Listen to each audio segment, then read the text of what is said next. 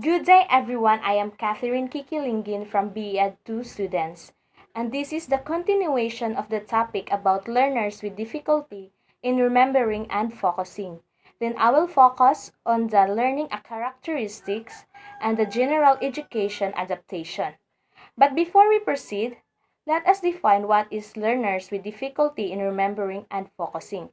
It is the difficulty of the child that he or she had problems in registering or encoding information in his or her memory.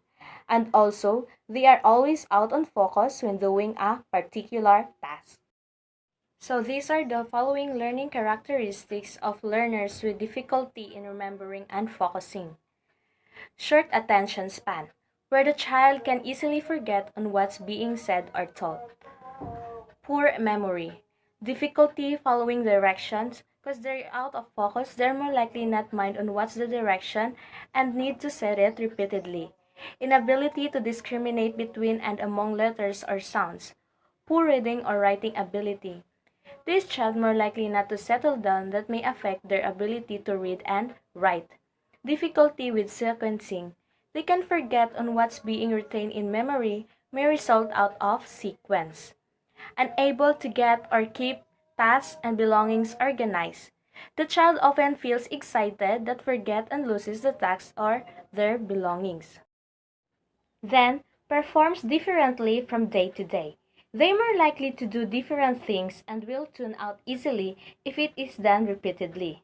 Responds inappropriately in many instances. When out of focus, they are daydreaming and may respond out of the blue. Distractible and restless. They can be easily distracted but not getting tired in moving.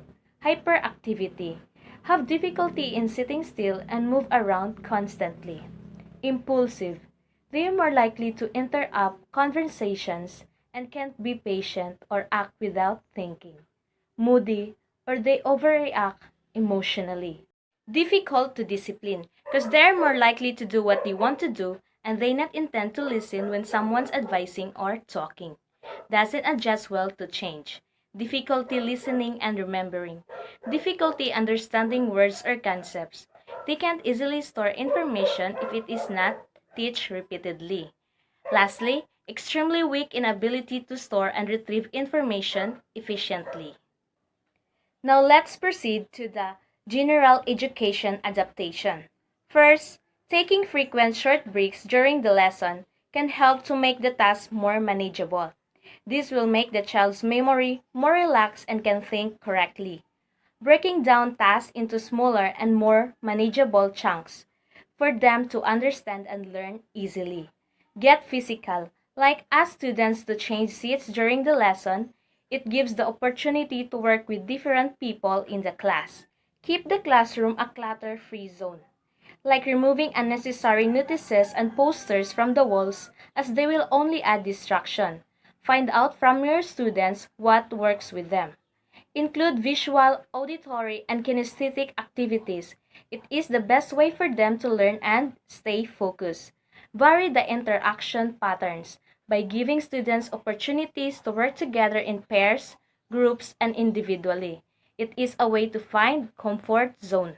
Supervise students with SPLDS, specific learning differences or difficulties, because some learners need to have more supervision until you help them to develop strategies to work with less supervision. Playing memory or concentration games can help students to learn to focus better and longer. Always have an extra activity up your sleeve in which you can give the students who finish their work faster than the rest of the group. Give directions in multiple formats. This will lead them to understand and memorize instruction by encouraging them to repeat the directions given and explain the meaning of these directions. It will enhance their memory of direction. Teach students to be active readers for them to enhance their memory registration and working memory reading. Help them to read with the use of graphic organizers to increase academic achievements. Write down steps in math problems. Students who have weakness in memory should not rely on mental computations, but writing down the step-by-step process of solving it. This will prevent in losing their place and forgetting. Provide retrieval practice for students. Taking a test is a retrieval, the act of recalling information that has been studied previously, enabled to identify the progress of memory of the students. Help students develop cues when storing information. Using cue will help the students to recall easily the information when taking a test. Lastly, prime the memory prior to teaching or learning. This will lead them to focus on the important information and engage more depth of processing. So the learners with difficulty in remembering and focusing may tough to the teachers to handle. But if you will guide them appropriately to their learning needs, this can be successfully done. You will teach them differentiated instruction, strategies, and methods that will help them to focus and learn well.